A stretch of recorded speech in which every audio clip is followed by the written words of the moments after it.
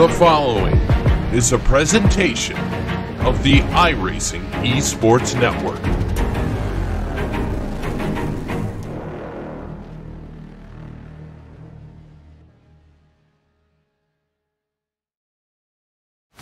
So, you want to race in NASCAR. The road starts here. Introducing the eNASCAR Ignite Series powered by iRacing. This is the gateway for all aspiring 13 to 16-year-olds. Starting June 20th, ignite your dreams of one day racing in the top tiers of NASCAR. Go to www.iracing.com/ignite for full details.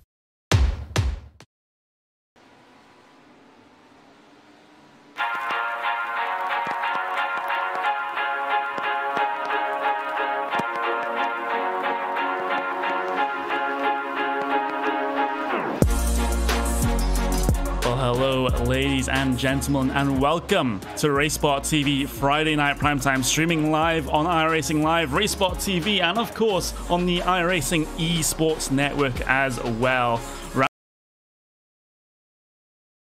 Self underway in just a couple of moments.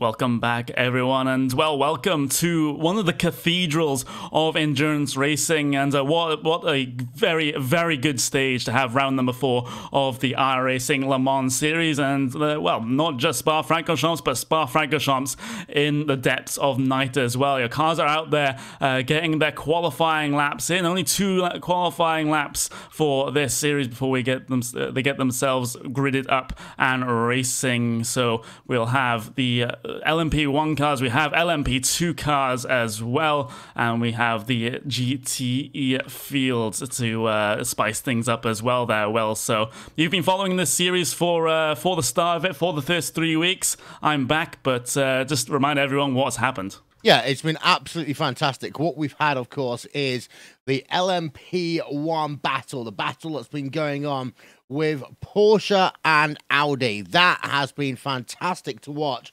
On top of that, we've also had ourselves the LMP2 class, which really has become the kind of new mini field, the midfield that we really enjoy seeing. And then, of course, GTE to spice things up a little bit there as well.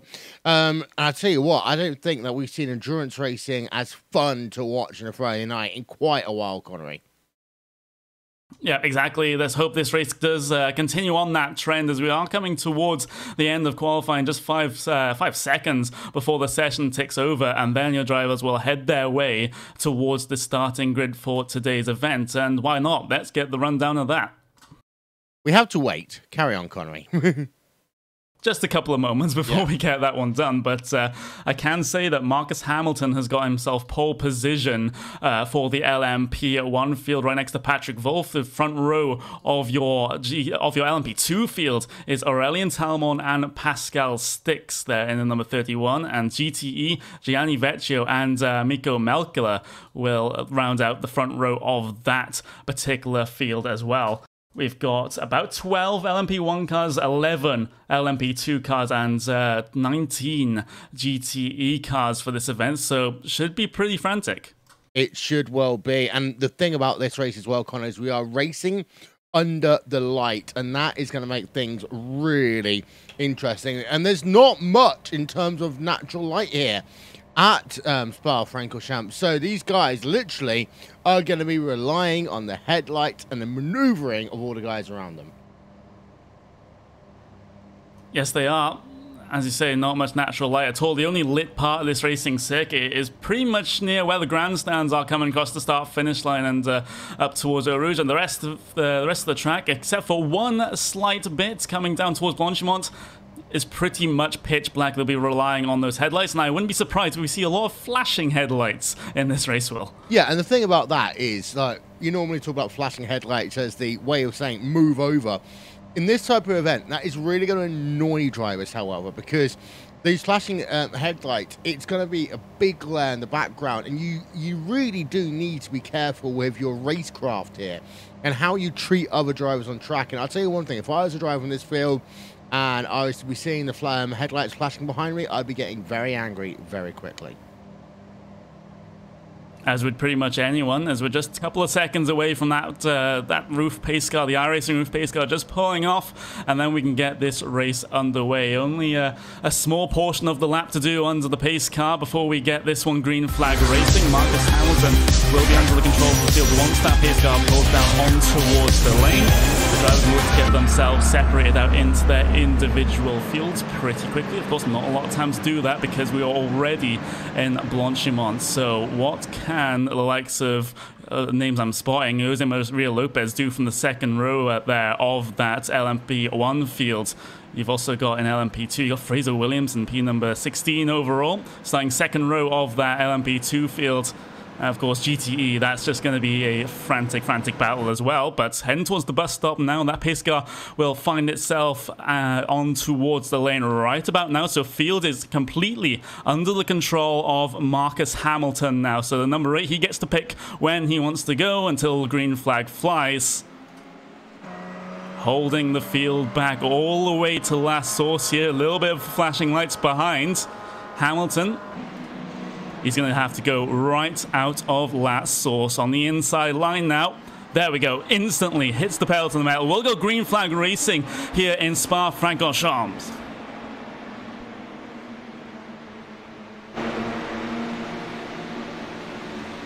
Instantly single file for the LMP1 field up through the Eau Rouge and Radion section. Looking back to your LMP2 field, they're heading their way through last source now. Battle going on for P number 3 in class between Pascal Stix and Neil Andrews, but Stix manages to hold position here. He's already down one position on his qualifying, so Johan Hart there gaining the position up towards Eau Rouge now, and this is going to be very close in your LMP2 field for P number 2. We'll see 2 wide. We might potentially see 3 wide for the class lead in LMP2 already this early on. Looking to make it 4 wide is Neil Andrews, but 3 wide they'll go down in towards Lecombe. Talmon and Hart fighting side by side. Those are 2 teammates. They don't want to make contact whatsoever, as Stix and Andrews will battle their way through Malmedy and still battle their way down towards Ravage as well. Williamson looking to make it 3 wide, but has to back out of that one. Stix hanging it around. Yeah, Pascal Stix doing a fantastic job then, running in that 4th place. And one thing I would say is LMP2, as I talked about earlier on, Connery, so far this season has been the field to watch. We have got battles going on in LMP1, but LMP2, they don't have, of course, the hybrid power unit. It's all about doing what you can on the racetrack, and because of that, we've got very close racing. We have the GT3s have also gotten themselves underway as well. Gianni Vecchio still leads from Melkler and from Perez as well.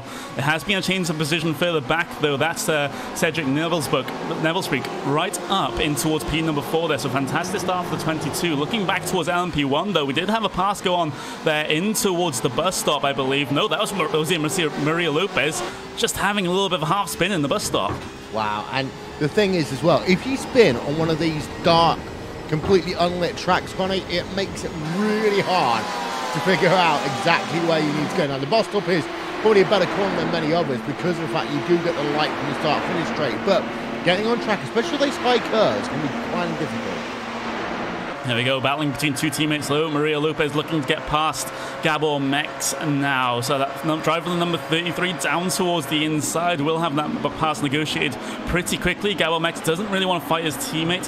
His role is more a blocker right now because Dominic Faber there, very aggressive indeed, right on the back of Mex, but through Ravage they will go for the second time. Mex had to push out a little bit in the middle of the corner, but that car did grip up by the time the exit arrived, so he'll be absolutely okay. Looking back through the rest of your fields though is still that race clutch 1-2 in LMP2. Johan Half, Aurelian Talmon showing their dominance in that particular class, but it's all stacked up for P number 3. Yeah, and in GTE right now, you've got a really close battle going on between Mika McCullough and Mark Perez for 2nd place going on right now as they enter the Lacombe complex. And Malkika, I'm going to get this right one day, I promise, the number 11 car versus Mark Perez. Perez did put the pressure on down the Lacombe straight away, down the back straight away, but was not able to do anything as they came into the corner. Of course, the braking zone down into the corner, one of the main overtaking opportunities at this circuit. The other big one is down in towards La Source and down in towards the bus stop as well. But pretty much, well, almost every corner in a racetrack you can pull off a pass on if you're brave enough, especially Blanchimont as well. It requires balls of steel to go down through there. But battling in your LMP1 field, in fact, Richard Arnaud has just swapped positions with the car of Ronnie Nunez. I think Nunez was just slow off of the bus stop for seemingly no reason, and he's actually still slow for Nunez. So problems with the 32. Yeah, so that number 32 has slowed down into 8th place right now in your LMP1 field. We've been having a look from the rear of Arlene Talmon right now as he works himself on the exit of the bus stop chicane towards the start-finish line once again. Although he is only, get this, 4 tenths per second back from that LMP2 race leader, so it's still going close to them. 2 French drivers going at it, 1 and 2 LMP2. Absolutely brilliant effort for them so far in this race with well, 55 minutes to go. So we're only about 5 minutes into this event, but already solidifying their position in those top 2 podium places. Neil Andrews, though, that number 17 car, slow off the top of Eau Rouge. We will see actually a change for the race lead as well between the 2 race car drivers. So Talmon will get towards the race lead, battling side by side into the coma for sticks down the inside of Neil Andrews there. Will get that car stopped as well. So a swap for position for the lead, a swap for position for P number 3 as well. And this battle definitely isn't over for P3 in class for the LMP2s because Fraser Williamson is there, right there on the back for that Bushwing team. Yeah, having a look at Orion Talmon in the number 12 car. The replay of that one, outside line, easy pass completed by him. And then, as you say, you got the one with Andrews and Sticks as well. On board with Andrews, you see on the outside line, losing that position there to Pascal Sticks. So 2 changes, LMP2 being again. Change for the race lead. Yeah, we have. Wolf, Hamilton. Yeah, overall race lead, Patrick Wolf has managed to get himself through at some point during this lap. I think he was actually pretty early on in the lap, coming down the Camel Straight. I think he just used a lot of his ERS boost there coming down the Camel Straight. The overspeed was absolutely insane for Wolf, so swap for position at the front. Yeah, that puts Hamilton down into 2nd place. That's actually right on board with Hamilton. And look at this. Top speed, 182 miles an hour right now. I mean, these cars can go faster, but a lot of these teams choose to use a medium downforce setup rather than trimming all the fat off the car because they do still know, Connery, especially in LMP1, they've got the boost that will help them accelerate off of the slow corners. Dominic Farber makes the pass into P number 4 over Gabor Mex, so that number 40 machine gains 1 position over his qualifying right now. And that is an admirable effort so far this early on in this event. But we were just talking about that ERS boost that is available to these LMP1 drivers. Very similar to how it works in the Formula 1 machines, but slightly different in terms of this one. If you could explain why, well. I absolutely knew you were going to ask me to do that. I will say, though, in terms of the ERS, you save it, and I've got to remember here, because the Audi had it saved up through in one way and the Porsche the other, and I always get the 2 confused here. I think it was the Audi that had it saved up from the front wheels only, whereas the Porsche had it saved up through all 4 wheels. And it is very similar to ERS in some ways, in that you save it up over the course of the lap, and it gives you an extra huge boost of horsepower, which these drivers use a lot out of the slow corners. I was watching the Porsche 959, was trying to do all those world records, Connery, and seeing that car go around the Nordschleife with all of the tools and more on it was insane. It must have been absolutely insane to see these cars in the prime. Not going to. It's all right. It's all right. There's a little bit of difference in terms of how much power is available between the 2 cars and the internal combustion units as well. That's is all very, very technical, and perhaps we can get those fact sheets up for you as well right now. But in terms of the race that is on right now, the race for the front of your LMP2 field, that one has spread out just a little bit. Once Talmon had just got past his teammate just a lap or so ago, he's managed to stretch out the gap over Johan Half in the next lap, but sticks is also falling off the back of this one. So has Andrews and Williamson. Just gaps starting to stretch out between these leading LMP2. So this will just give us a little bit of time actually to look back at P number 18 overall. Jesper Dricka here versus Pavlic. Side by side coming across the what is going to be the F1 straight here. Drilka will just have to defend this inside line for that Radicals Online team. Squirrely on the brakes a little bit there, and actually Penquit behind in that green and white car, looking very threatening as well. These guys are going to be very close coming down through Eau Rouge now. Yeah, as Drilka then in the number 26 machine going up Eau Rouge, up Radio. As the number 30 machine will dance to the outside there, Connery, very quickly, but that means that they're going to be side by side. A third driver to the party. That'll be number 41 car of Rennie Penkit. He gets boxed in behind. Still side by side through Lecombe, through the second apex as well. Pavlic on the inside, turns to the outside for Malmedy, tries to cut back, carrying momentum through the apex of the corner, gets a little bit of a slide on coming down through, flash to the lights there, and dive down towards the inside for the driver of the 30. Vilka, very, very strong on that outside line, has to go all over the curb from coming down in towards the entry of No Name now, and oh, he's so slidey on exit and allows Pavlic to go back down the inside for Puon now. This is a very, very sketchy place to go too wide, as Pavlic will have to squeak his way through. There was, well, pretty much a millimeter between those two drivers there.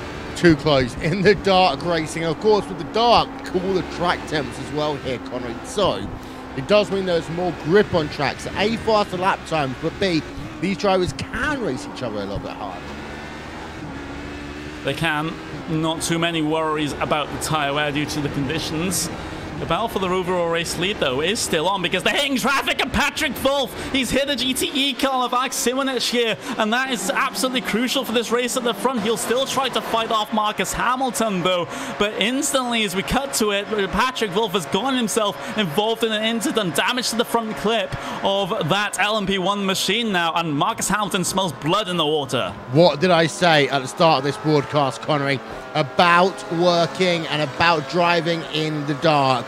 Patrick Wolf then down into the inside. That was a lapse of concentration, because I mean, I would say at that point you could clearly see that there's a car in front. That's a lapse of concentration or a brake lock up. Yeah, exactly. But the thing is, Patrick Wolf still in the lead of this race right now, as the GTE cars cause a little bit of an issue front coming up towards Blanchimont. But look at the run from Hamilton. Has to lift out of the throttle, though, coming up towards Blanchimont, because Wolf, well, he just sat in the middle of the track, had to pick to go left or right. He goes left coming down in towards the bus stop chicane, though, but Hamilton still can't find his way through.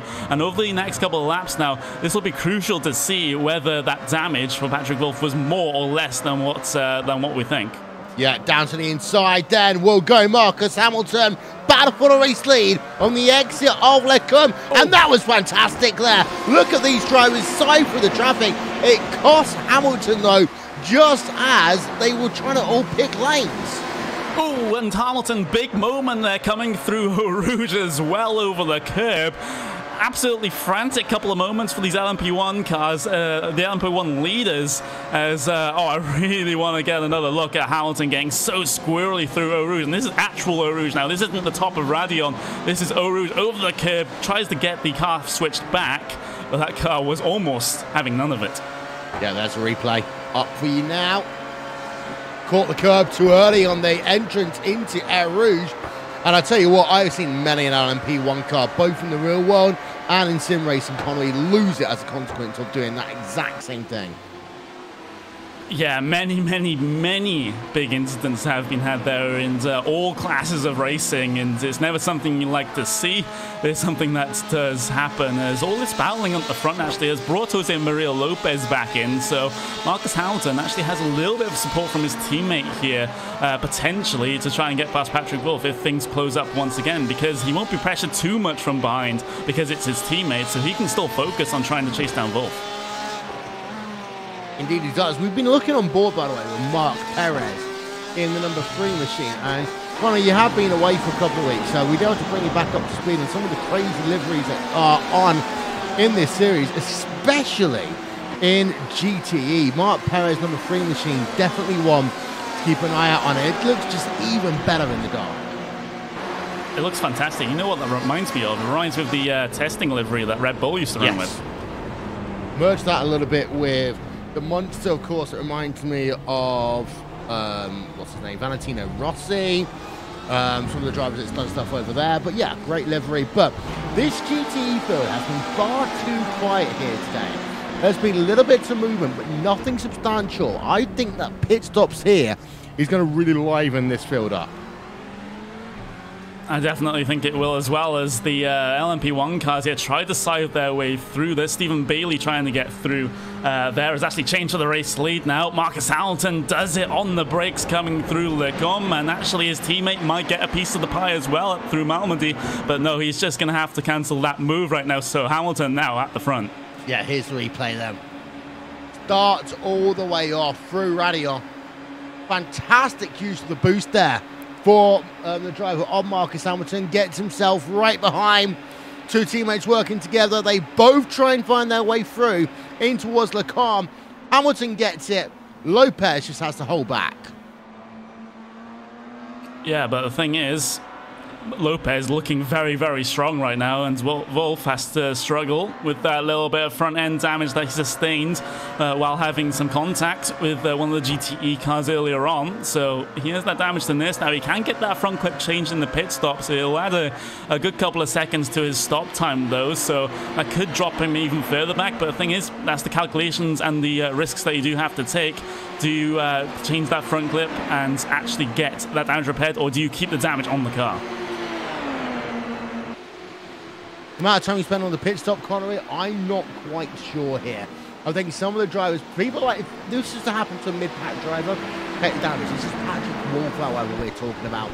And I think that Wolf is a driver who knows how to drive a damaged race car. Yeah, and there we go. Jose Maria Lopez down towards the inside. Now for P number 2, slides through the apex of left source. Oh, pushes Patrick Wolf almost off the racing circuit. Fast flashing of the lights in frustration, quite understandably so there from the driver of the number 5. And as Alonso always used to say, you always have to leave the space. Yep, as Wolf then down into 3rd place. Not even going to get a run back because he's that far back in towards Lecombe. So now two teammates, P number 1, P number 2 in this one. The two, Hamilton and Lopez doing a fantastic job here. Do want to talk about LMP2 a little bit though, because P2, 3, 4, 5 is still going on, Connery.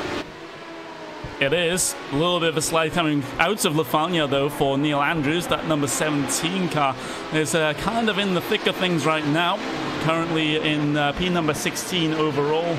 And that is going to be P number 4 in class. So Fraser Williamson, he's also been very, very quiet in this event. Only lost 1 position on his qualifying, so still a very good run for him. But we'll see what changes when pit stops arrive in about, 15 minutes time, we should suspect. Oh, there goes Johan Hart, actually. Huge lockup coming up through the bus stop. Loses a little bit of time as a result of that, but manages to keep himself ahead. But that gap isn't looking as large as it once was. As they cross the start-finish line, the gap is about 6.5 tenths per second, but Pascal Sticks there himself goes wide on the exit of La Source. What that is going to mean, Neil Andrews now comes into play on the run down in towards La Source, Rayon, and the A1 Sim Sports car there has got to be very careful because you time your run perfectly. This is where you make a move, and Andrews on the attack. Driver's left-hand side coming down the Kemmel straight now. Both drivers possibly using the ERS boost to attack and defend simultaneously here. About little late breakers then coming down through the chicane, and Neil Andrews will have the inside line for the second apex. Here comes Fraser as well, Williamson behind, and he won't be able to capitalize on any hole that Neil Andrews would have made. Close coming down in towards Ravage though, but thing is, it's just going to be the status quo after that swap. I will say one thing as well. This track is beautiful at night. As having a look on the entrance in No Name Corner, some more LMP2 battles going on behind right now. And Drekler and Pavlik then in the number 26 and 30 machines respectively going at it. I will say one thing, GTE is continuing to disappoint us right now. Yeah, we haven't seen the fireworks that we have previously seen in that class. There's a swap for position, I believe, in the LMP1 class. That is the 39 and the 42. That was Thierry Renson getting past Stephen Bailey coming in towards Lacoma. And actually, Thierry Renson, that is a bit of a mouthful to say, actually. I'm quite surprised. But that 39 driver has just managed to pull away over the last couple of corners, let alone catching up over the last couple of laps. Yeah, indeed. So having a look to say at that battle, and we'll say one thing as well. Pit stops here, the window is going to be very wide. Tyres are not going to be anywhere near the factor because of the cool track conditions. And also, fuel mileage generally works better in this cooler air economy. So we might see some people go to about 48 to 50 minutes into a stint. That does mean they want to flip it. If they're in traffic, they can come in now. Fraser Williamson in P number 5. Well, I think he's just looking to finish a race for once. Yeah, Fraser Williamson has, shall we say, a little bit of a curse when it comes to these broadcasted races, and I'll just leave it there, Will. Yeah, as he comes down towards Lacombe right now, 4th place from track 6, by the way. iRacing sport car, I mean, that is a bright thing. You can't miss that one on track. It's almost like it's he's deliberately put that livery on the car for this event because it basically glows in the dark with the headlights behind it. You're definitely not going to miss that one if it's rejoining a racing circuit after an off, for example. I'm not wishing that on sticks, of course, but the thing is, drivers behind will be able to see it, so it's not too much of an issue. But I'm just desperately trying to look for GTE battles right now, and we might actually finally have one for P number 3 here. Mark Perez and David Peña Jimenez here down in towards the bus stop. Mark Perez looking to actually get back past the driver of the number 18 after you passed him earlier on this lap. There's also Patrick Moser and Cedric Nebelschek here as well in this train, so we might actually finally have a GTE battle. Yay! Finally! I'm feeling far too happy today. I'll tell you one thing, by the way. Brazil are now feeling a little bit happier for those of you who are watching the kickabout contest that's going on. But yeah, this battle that's going on, second, third place. We've got 1, 2, 3 drivers right now, all separated. 4 drivers separated by 1.2. And this is what traffic often does.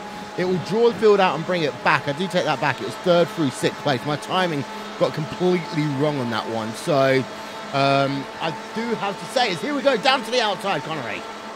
Down to the inside for Mark Perez, very, very late on the brakes there, and gets that pass pretty easily done there for Perez. Not a challenge at all over Jimenez, and you thought Jimenez might have just let that one go because he doesn't actually want to lose more positions in this situation. Around the outside, Musa tries to go down through Ravage, follows his man very closely coming through the apex of the corner, almost giving a love tap to that rear bumper of that Ferrari ahead of him, but they managed to get away with it on the run down towards Pouon now, and they'll just have to stay in line for this double apex left. Yeah, as we're on board with Moser, who's running in 5th place. He's got David Peña Jimenez ahead of him from Club Iberia. The ex-driver, number 16 machine, and pushes very wide there at Fongia. This is where that dart, and that's exactly what I was about to talk about there. That because it's so dark, you kind of miss. If you go offline, you don't really know where the track ends and when the grass starts until you hit it, Connery. And that's exactly what happened to Moser. I'm really glad he went wide there, just to show us what we mean. Yeah, one of the challenges of racing in the night, your visibility is impaired. So that is a big issue, both in the real world and, of course, in the sim racing as well. Of course, you can do like cheap tricks of sending your mod brightness stuff, but that won't actually help you all that much. But there we go. But this battle does continue now down for your GTE podium positions now, or at least just outside the podium positions. Ollie Foka has actually, I believe, retired from this event now. So issues for the number 35. I'm just having a look back to see where this one might have been. He's already 1 lap down as of the time of talking, and it might just be technical. Yeah, Williamson's out as well by the looks of it in at number 7, so we jinxed it again, manually.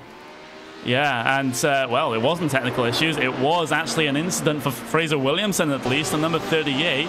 Oh, spins, huge moments out of the second Stavolo. That is a very weird incident indeed. Clips the gravel, clips the curb, and heavy impact with the barrier. Let's see if we can find it. We need to try and just cycle our cameras back a little bit to see if we can. Williamson. Okay, this is him. It's even harder to tell the corner names there. So this is him to Rivage. We're just going to ride on board then for a few moments with Fraser Williamson. And one thing we will see here is just how narrow that field of view is. Connery, I mean, I'm going to get the magical pen up very quickly and kind of show you what we mean, because you can't see anything over there. You can barely see anything over there.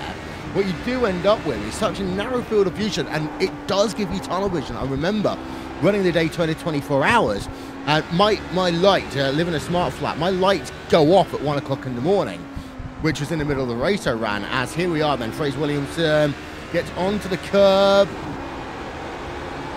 Oh, it just catches that little bit of gravel, and that's kind of, again, what I mean there, Connery. He caught the gravel because that field of vision is so small. When you do little moves like that, just push yourself off balance a little bit, it does really hurt you, as Hamilton's now behind Lopez. But you do end up with that tunnel vision, and it does change the way drivers react. Tunnel vision leads to a little mistake, leads to big problems then for the young Scotsman of Fraser Williamson. But you're quite right, this battle for the race lead now is getting just a little bit closer as they're dealing with the GTE traffic, flashing the lights frantically, which is the universal racing code for get out of my way. Here comes battle for the race lead, though, potentially for Marcus Hamilton and Lopez. Lopez was slowed up so much through the GTE traffic. We'll have to overshoot the first apex of the bus stop. Hamilton with the better line through here, almost a little bit of contact between the two teammates, but they'll manage to get themselves away safely. I'll tell you what, that was great defensive driving by Lopez.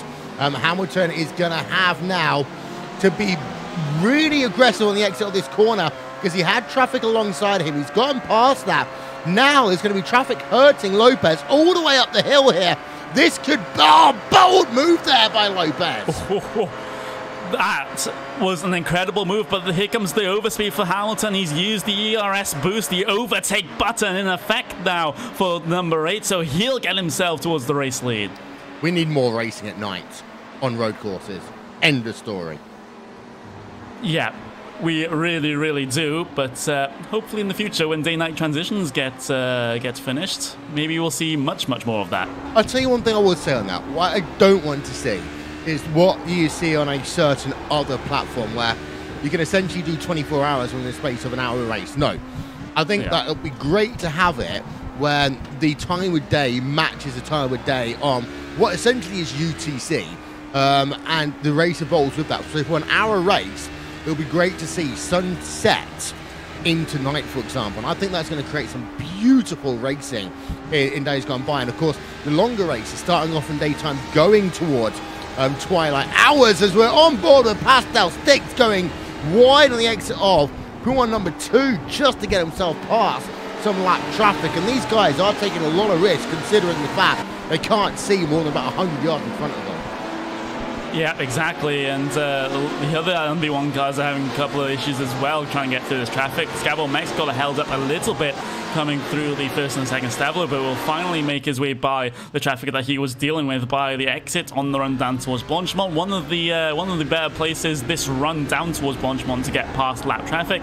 Of course, you can get held up during Blanchemont as well, which isn't ideal, so good timing is required to manage the traffic, as we're seeing cars down on towards the lane now. Carly Jansen for your GTE field decides that now is a very good time to pit. Will anyone else join him on the lane? I'm not spotting anyone deciding to commit themselves to the entry.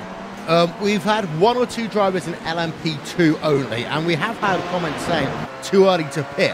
One could argue yes, but at the same time, Connery... Pardon? Race lead, Hamilton and Lopez are at it again, coming down towards the com, and actually Jose Maria Lopez now is your race leader, so these teammates are just swapping the race lead at the front, and Lopez will pull away again down towards Rivage. He definitely has that energy deployment on pretty much maximum. Yeah, one of the things, I'm just going to finish off this point, and then we're going to go to a bit of Racesport TV fan immersion. What we are going to talk about, though, is that a bit like McLaren, they have that pit board. It shows all the drivers on track. If you know that you're going to be struggling with lap traffic over a period of time, it might be better to pit early go off rotation, because you will save a bit of time not having to move out the way for other faster traffic. But let's give you a little bit then of RaceSpot TV, fan immersion, full lap, on boards, and some fantastic night racing.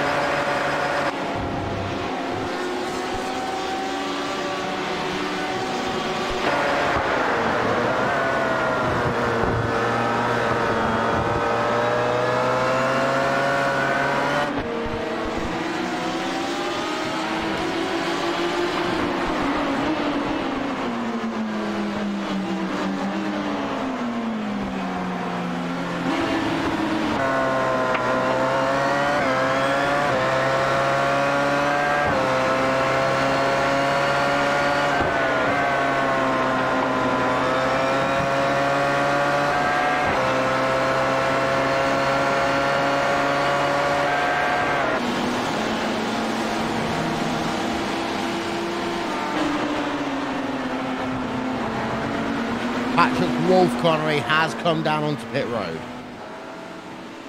He has. So one of the drivers that was fighting for the race lead earlier on, actually a very, very quick stop there, 20 seconds stationary in his pit box, will be off on the way through a relatively tricky pit exit here at Spa. Has to keep towards that right-hand side before rejoining the racetrack, coming through the exit of Radion onto the Kendall Straight. But this pit lane, well, it is so long.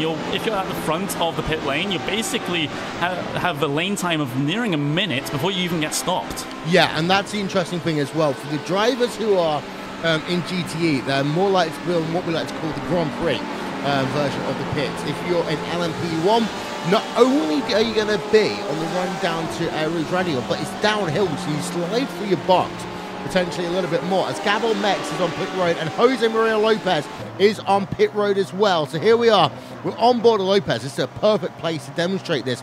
37 miles an hour. But you're pretty much going downhill. You can lift and coast a little bit if you want to. You'll see a lot of drivers then just try and flick through the gears. It gives them a tiny little bit of extra speed. I don't personally like it, as Lopez is almost too busy paying attention to his gearbox than he was the fact that that kind of pit wall curves in a little bit there, Connery. Yeah, one of the very, very few circuit layouts where you actually have to do a turn in the middle of pit lane, but Jose Maria Lopez narrowly avoids incidents with the concrete walls. He finally gets himself stopped in his box. We're expecting another pretty quick stop here for the other First Master Movano driver, and well, we'll have to see where Marcus Hamilton is. He is coming down through what is going to be the Fania chicane right now. Jose Maria Lopez still stopped in his box. When will Lopez manage to get himself off and away? Gabel Mex has also come down towards the lane as well. There goes Jose Maria Lopez. Whereas Marcus Hamilton, he's lost a lot of time. Well, no, don't forget, Hamilton has not yet pitted. That's the situation with that one. Hamilton hasn't yet come on towards pit road. Oh. Hamilton, Farber and Bailey haven't yet pitted. Lopez, Wolf, Mex have all decided to come down towards pit road this time by, as is running Nunez right now, and it looks as though that Nunez is going to lose out to Richard Arnaud. So most of your LMP1 field coming in just about at the halfway point here. Marcus Hamilton though now does come onto the lane. There we go. My mistake, but we'll manage to do this one properly now as Marcus Hamilton does bring his car down on towards the lane. That number 8 machine will try to get his service for the end of the race. Dominic Farber as well down on the lane, was running P number 3, running P number 2 before things cycle themselves through. Will drop back down the field though once he gets this service done. Hamilton rounds the 180-degree, well, basically hairpin turn in the middle of the lane and then starts searching for his pit box. I'm sorry, I need to replay this one for you, Connery. This is what I mean about trying to pit in the dark and that tunnel vision. This is Bailey on towards pit road. So this is him coming in towards the bus stop chicane. Slides through the bus stop chicane. Has to pretty much a little bit of off-roading to make it into the actual pit lane itself. Yeah, cutting it very, very close. It is a very tough pit entry here at Spa for the Grand Prix pits. We're using the endurance pits, so the Grand Prix pits and the alternate pits, the old style pits, are all joined together, so we'll get a maximum of 60 pit stalls if you so wish. When you set up these sorts of sessions, Hamilton now gets himself off of the lane. Where is his teammate of Lopez rounding his way through last source now? And Hamilton, he was very, very quick on the pit stop. He'll come out way ahead of Jose Maria Lopez. Yeah, and the gap is actually going to be pretty substantial. Just wait for timing and scoring to settle down a little bit, but we classify it right now at about 7 seconds between Hamilton and Lopez. Now, worth noting that 5.8 seconds of those was down to pit time, actual, like how long you spent in your pit stall. However, I'm doing the math here, and I believe that Hamilton did gain another 1/10 or so of a second just coming on towards pit road. His in-lap was phenomenal. Yeah, so a combination of multiple factors has resulted in what is going to be a 6.3 dropping quickly to 6.2 second gap now on the relative timing between P number 1 and P number 2 in class for your LMP1 field. Looking at the rest of the fields that we have here, we are in the middle of a pit stop cycle right now for the LMP2s. So Johan Haaf, Aurélien Talmont, Neil Andrews, Pascal Stix, who are leading for at the start of the race, still leading right now. They haven't come down on towards the lane, but the likes of René Penkvit, Milos Pavlovic, Carlo Labate, Sergio Garcia Lopez have decided to pit, as these two race clutch teammates at the front of the LMP2 field, they're not too far away from each other. They're not. 3 tenths per second separating those drivers, as we see the top 3 in each of your classes on the left-hand side of your screen.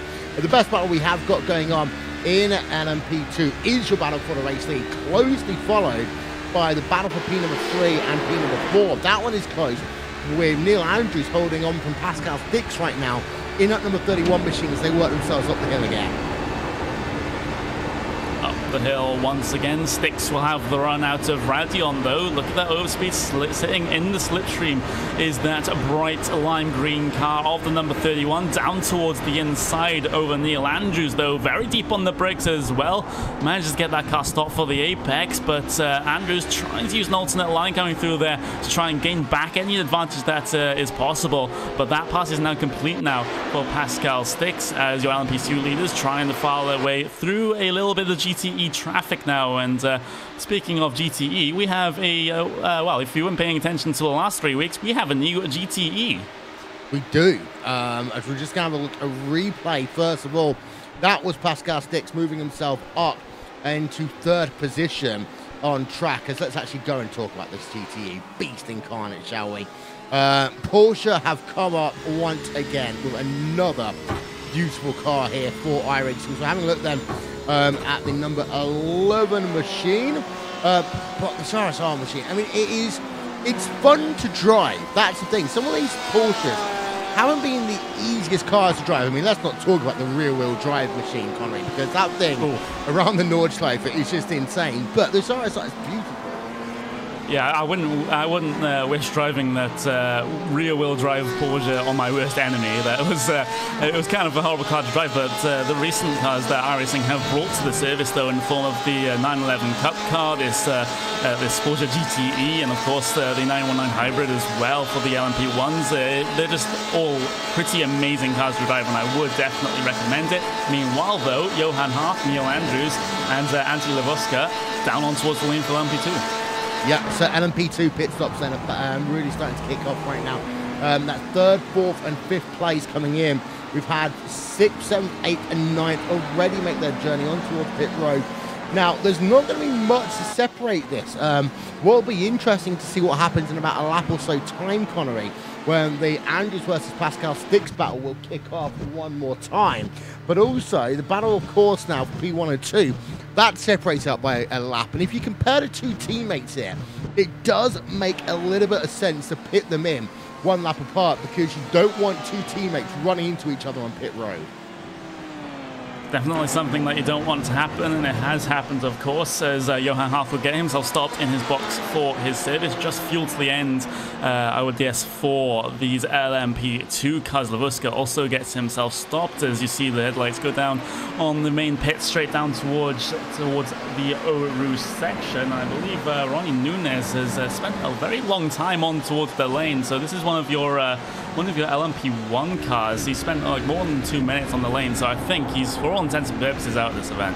Yeah, just to let you know, by the way, apologies and commiserations to Hugo and Brazil. However, we are at Belgium. Spoilers! We're at Belgium, however, so congratulations to Belgium. You see, race cars always make a difference. Yes. I have pretty much no more to add to that one, because I don't really follow football. I know it's blasphemy, but oh well, that's all I have to say. Well, I'm sorry. That's all right. So we're having a look at Tolman then, and he is going to come on towards pit road this time. By here's the speedo chart. This is what you really want to see. You see the car building up to about 80 miles an hour before you slow it down to 37 miles an hour, and then you basically can sit down, eat yourself a Burger King Whopper meal if you want to, get yourself some popcorn, read the Sunday Times, and then you end up in your pit stall. Yeah, if you brought your lunch in the car, you could probably eat that as well, as some old Grand Prix drivers used to do when they're in their pit stop service. So plenty of time to think about the race ahead and the second stint that you'll have to complete for the last, well, if you're LMP1, about 11 laps to go for these drivers. And then you realize, once again, you'll still know any of your pit box, so then you have to start thinking about other things as well. Yeah, we do want to apologise, by the way. Live timing and scoring decided that it didn't want to work.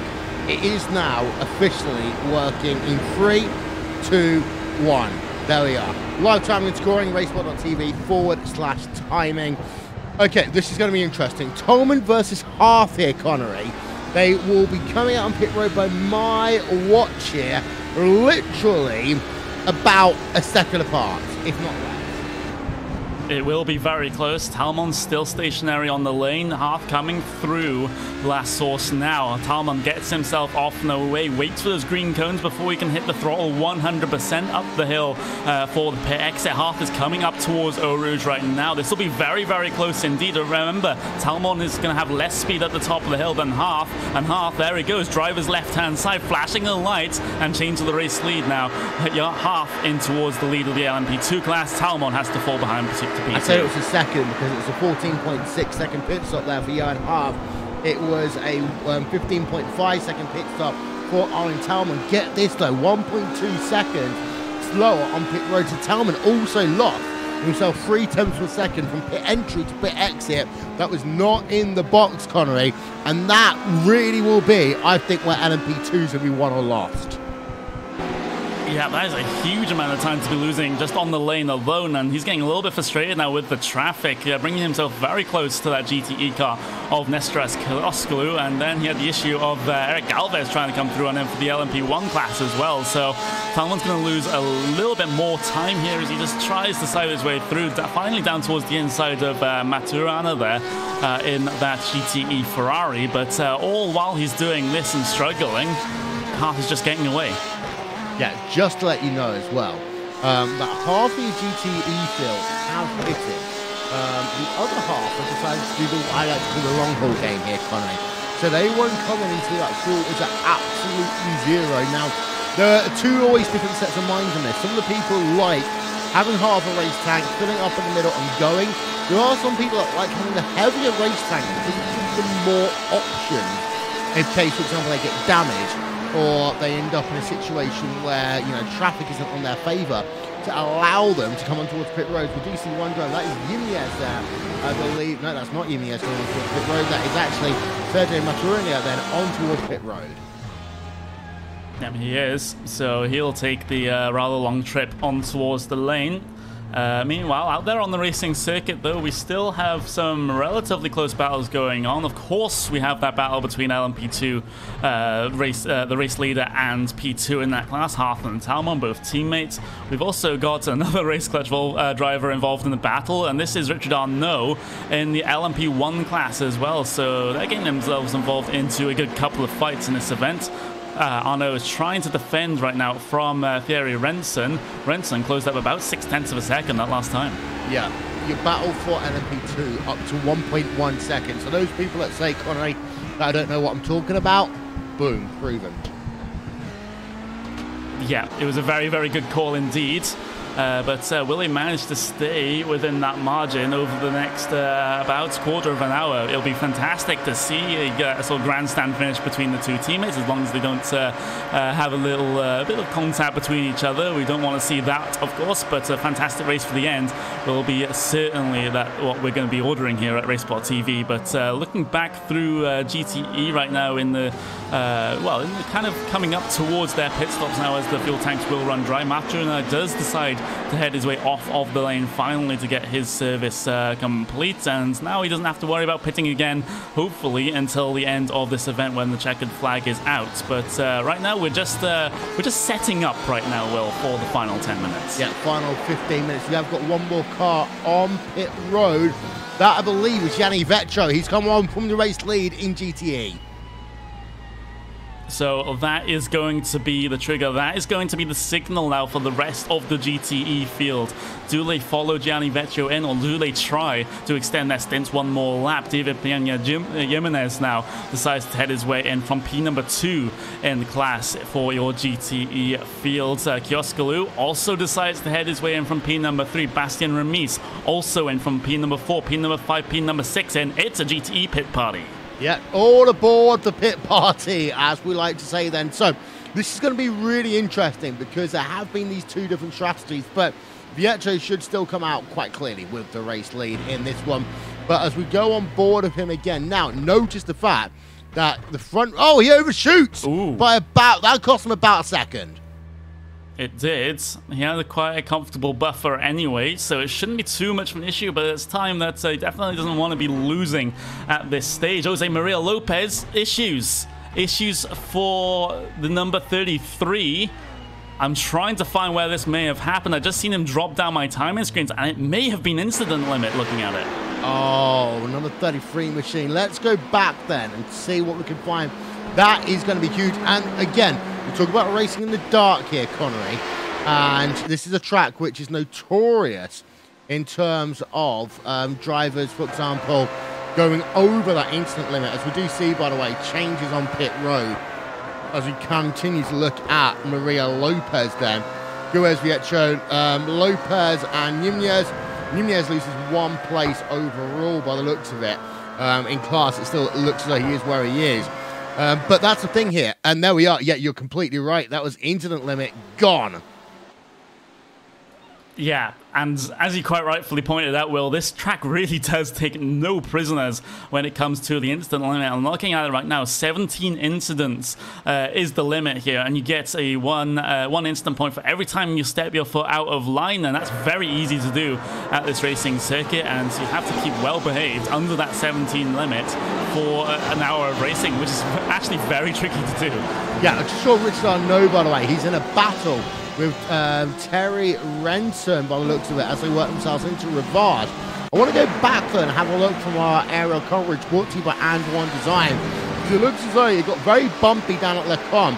They went 3 wide for a moment as they came down into that corner. This case of red car, yellow car, red car, yellow car as they come in. Yeah, the two make contact there, and Arnaud had to go onto the kind of escape road as a consequence. He did keep the position for a minute, but then Terry Renson decided to go down the inside of Rivard. It's a little bit dirty there by Renson.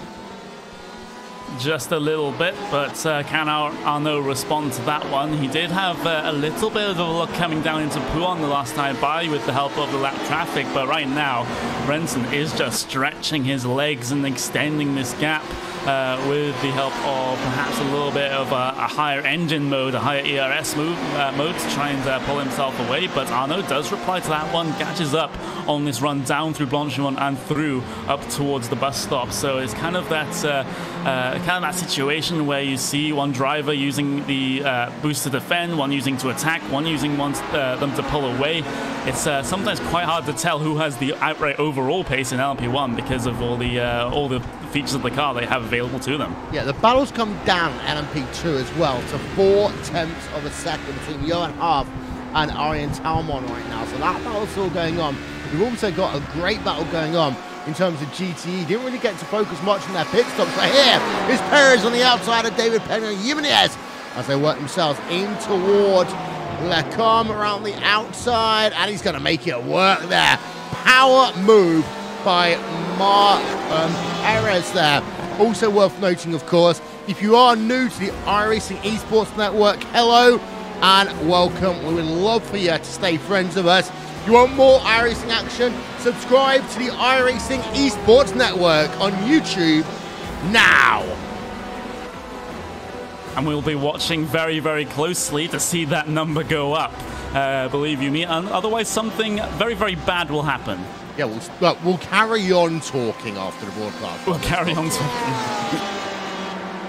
I'm pretty sure that's torture to some people out there sometimes in our comment sections, but that's the end I'll say of that one. But this battle for LMP2 race lead still going on between the two teammates. I don't think we'll see this one flare up until the final few minutes of the event. These guys just want to make sure they have enough of a buffer over Pascal Sticks to then try to start fighting for honor pretty much between those two teammates for the race win.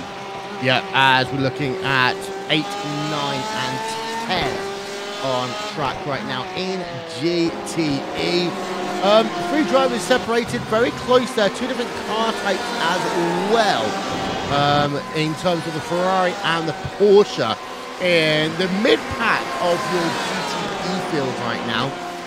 Kislogu versus Ramirez battling it out for 9th place on track number 9 machine then.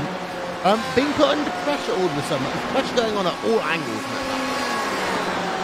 Yep, there is. Down through the bus stop right now. They all close up under the brakes. Remis looking pretty strong at this stage in the race, a 306.3 for Kioskulu versus a 4.2 there for Remis. And, well, that will change to hit their way across the line because, of course, the stops will factor into this. But...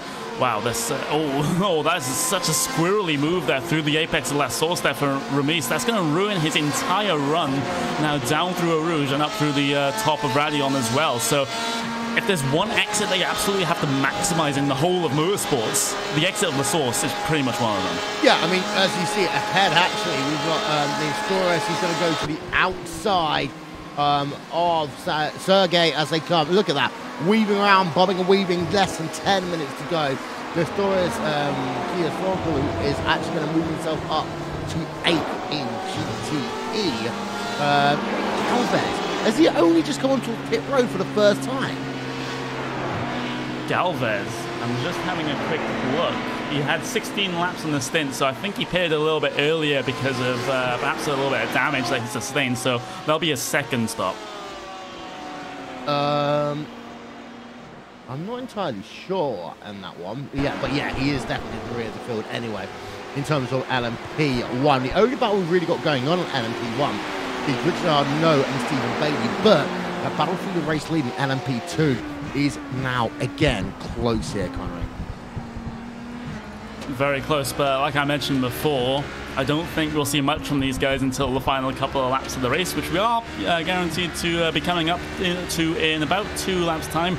We have about 4.5 laps to go for your LMP2 field. As Richard Arnaud and Bailey, I believe they've just swapped for positions on the run down towards La Source. They have Stephen Bailey in front of Richard Arnault now, and fantastic launch off the corner there of La Source for Bailey. Manages to stretch out the gap coming up towards Eau Rouge. I don't think there is much that Arnault can do about this, although saying that, very good run through the apexes coming up the hill, but I don't think he's going to be close enough to make a move. No, there's a replay of Bailey getting himself passed down towards La Source. Easy move. Not really much you can say about that, to be honest. But again, that's the thing. Sometimes you do get the ability to have more overtakes if you're able to react quickly in this LMP1 machine. But it all comes down, in my opinion, to kind of keeping calm quite often. We talk about this heavily, of course, at Road Atlanta in this car, because you do be able to keep it, if you, no, I'll speak in real English, if you are able to keep it calm, you know you are going to lose an apex, save a little bit of that ERS, it might help you later on, even that same lap. All part of the strategy for these LMP1 cars, the fiddling around with the ERS systems, the same, very similar to which exist in the World Championship Grand Prix Series as well. So if you're good at one of those, you're probably good at the other one as well in terms of the ERS management. But in terms of this event, we have around about 7 minutes, just under 7 minutes to go before that white flag and then checkered flag will be out there on the racing circuit. Main battle to watch is for LMP2 between Johan Harfarelli and Talmon. There is a battle further down that field, though, between Penquit and Palvolic here. And actually, they're going to get going pretty much straight away as soon as I mention it. Off the top of Eau Rouge, Radion now deal with the lap traffic, and now they're free to fight. Defensive inside line now for Penquit in the number 41. This is the battle for B number 15 overall. Palvolic has to go a long way around, drags the brakes around the outside. He has to get on the curb for the inside, though, and Penquit just shoved out to dry there over the curb, almost loses control. Palvolic makes his own missed apex, but Palvolic will make his way through, and again, frustration for Penquit as he flashes the lights. Should we have a replay? Let's have a look then. Nice little half dummy there, go down to the inside, then cut back to the outside. It's a classic move here. And then, yeah, Palvolic on the outside, getting that move. Does almost run into the gravel. A bit like what Fraser Williamson did earlier, but able to hold it. I'll tell you one thing. We've got ourselves a battle going on in GTE. Let's go on board with Yimyes for a lap.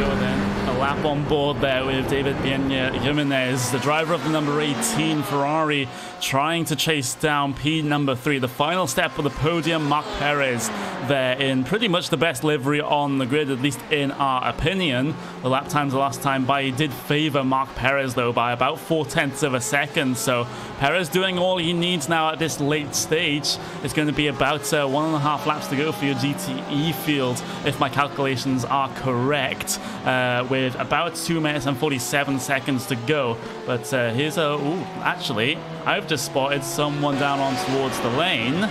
It's Patrick Wolf.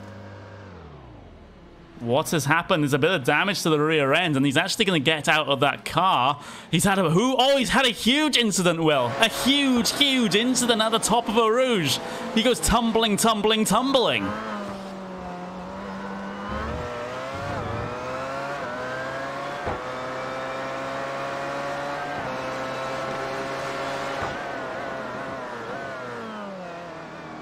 Yeah, quite literally, he actually hits the barrier at such a speed, spins onto his roof, and then just spins around like a top.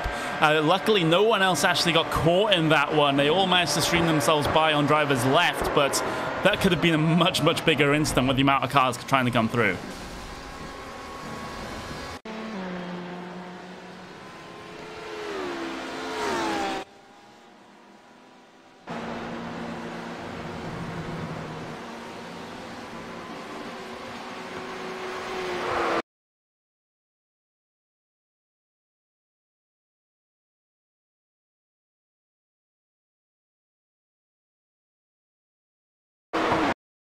Yeah, very close to a sort of mirror image there for that incident with Patrick Wolf. So he'll drop down the timing sheets, will not finish this event, definitely. It'd be a miracle for that car to still be running after such a huge impact like that. But we're coming up to around about a minute to go now, and I think Marcus Hamilton, he's going to be on his, well, it's going to be white flag this time, I believe. He's not going to get back to the flag, get to the back to the starter stand when he comes back around this time. So this is going to be the final lap now for your race, and it's going to be Johan Harf, Aurelien Talmon.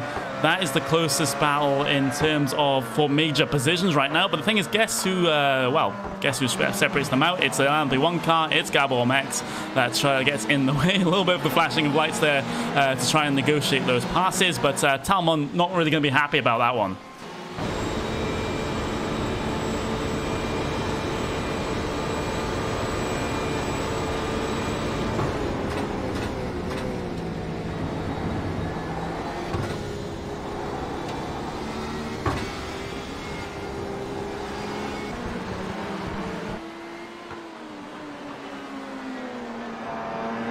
Yeah, Marcus Hamilton, after a little bit of a scrap with Patrick Wolf and a little bit of a scrap with his teammate of Jose Maria Lopez. Only one of those three is left standing, and it's Marcus Hamilton himself.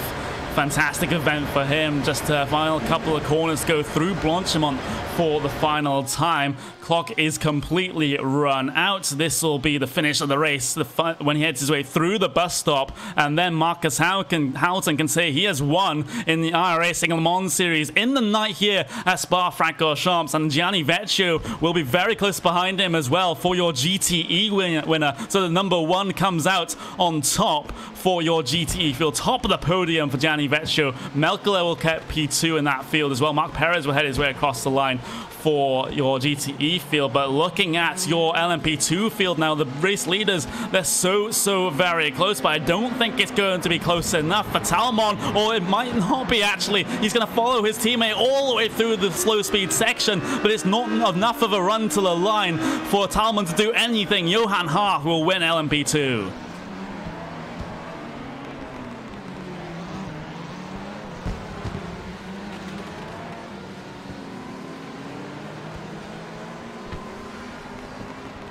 Ooh. Bailey versus Arnaud, 42 versus the 19, side by side through the final couple of corners. Bailey manages to get that position at the dying moments there. So Bailey, fantastic stuff, actually defends that position at the final moments. Both of those situations are equally admirable there. Arnaud dived his way down the inside of the bus stop, but Bailey managing to defend and hold on, and from what I see, a bit of a fan favorite in the chat.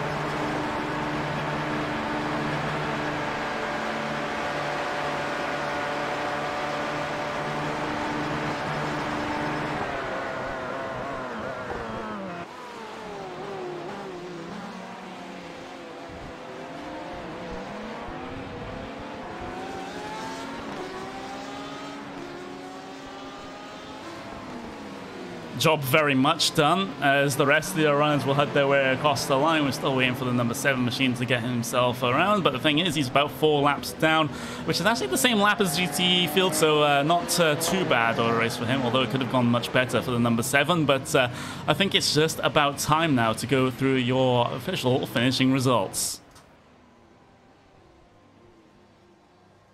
Looking at LMP1, we've got Marcus Hamilton coming away with the race win by 28.1 seconds after his competitors of Patrick Wolff and Maria Lopez dropped off.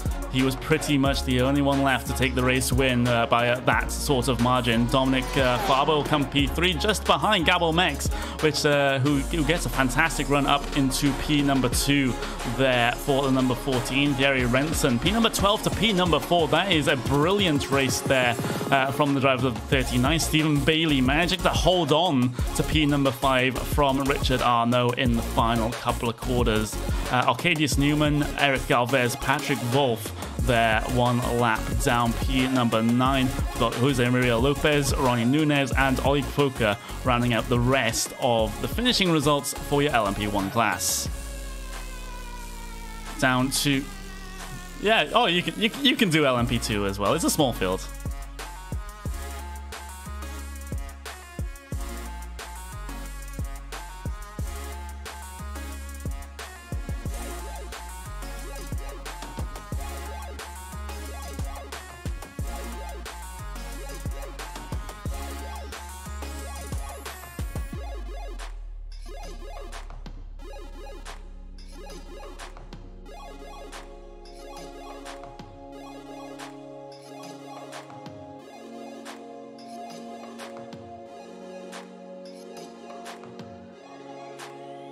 Yeah, and then we'll move on to our 19-car GTE field. Gianni Vecchio wins that one out with the number 1 machine, and then with the 11, Miko Melkala will get the P number 2. Mark Perez will get P3 with the number 3. So there's a fascinating little bit of thing with the numbers there, the car numbers and the finishing positions. David Jimenez will ruin that by finishing P number 4 with the 18. Carly Jansen will get P number 5 in class for that number 14. Patrick Moser, P number 6. Estros Kioskalu, Bastian Remis, Sergej Matuna, and Jens Grabowski will bring us down towards the end of your top 5. You've got Alex, top 10, you've got Alex Simonich there, P number 29 overall. Xavier Sanchez, Yo Guels, Cedric Nebelstick, Tony Repoussard, Jorge Valls, Aldo Massa, and Giannis Chodakis there towards the back of the field. Jack Sedgwick got taken out very, very early on in this event, which is why he finishes right at the back. Yeah, indeed. So don't forget, tomorrow, ladies and gentlemen, on the iRacing Esports Network, it is the iRacing World Championship Grand Prix Series here.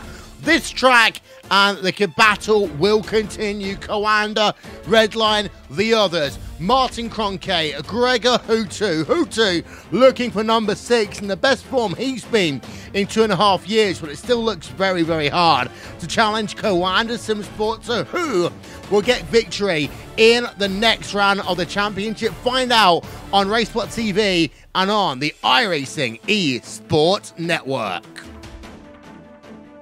definitely tune in for that one. It's been the one of the best seasons of the iRacing World Championship Grand Prix series thus far. Let's see if that trend continues on for the next couple of rounds of the season, and maybe we can get a fantastic finish for that one as well. But right now, while we just wait for a couple of drivers to get themselves in for an interview, and just a little bit of a PSA announcement here. When you come into our TeamSpeak, please put your real-life driver name as your TeamSpeak username, because otherwise we don't know who you are. That's Drew from iRacing. That is Drew from iRacing. I did not realize. I'm very sorry. I'm fired. That's fine. It's fine. One thing I will say, of course, the iRacing Esports Network, it is live, Connery, and it's fantastic. We've got ourselves. We've got V8 Online. We've got ourselves live sim racing TV. Hopefully, once I start writing up lots and lots of boring documents, more and more broadcasters are going to be a part of the iRacing Esports Network. And if I am right, it is the first major sim racing company to have their own esports channel. And let's not forget that longer term, I mean, this is a company owned by John Henry, who also owns a TV network. Just saying. Yeah, exactly. I definitely like that sort of route to be explored a lot more. But esports, very, very big in this day and age, just seems to be getting bigger and bigger with the amount of investment, with the amount of interest from real-life businesses, real-life teams as well. Sports teams getting into esports, racing teams getting into sim racing. It's just a great time to be a part of this industry, and I'm super excited to see where it goes. And for those of you who think that John Henry doesn't watch sim racing broadcast, oh, he does. Although I got that message the day that Liverpool lost in the Champions League final, so maybe we're a bad omen for them. Maybe a little bit, but we at the same time take no responsibility for the results of football matches due to these broadcasts. By the way, Belgium won. We're at Spa. Yep. And I'm drinking a Belgian beer. It was just written in the stars, Will. It was written in the stars, yeah. And we have to console But Hugo we are now. a part Brazilian broadcaster. That's what my worry is. Hugo, we still love you. I mean, also, I booked flights to Brazil recently, so, you know, they won't have a World Cup, but they'll still have me in November. That's the most arrogant thing I think I've ever said. Please wrap up this broadcast. Please.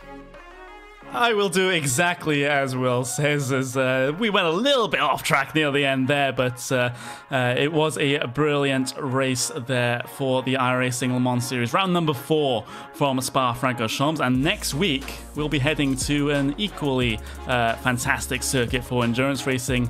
We're going to head to Suzuka. See you then.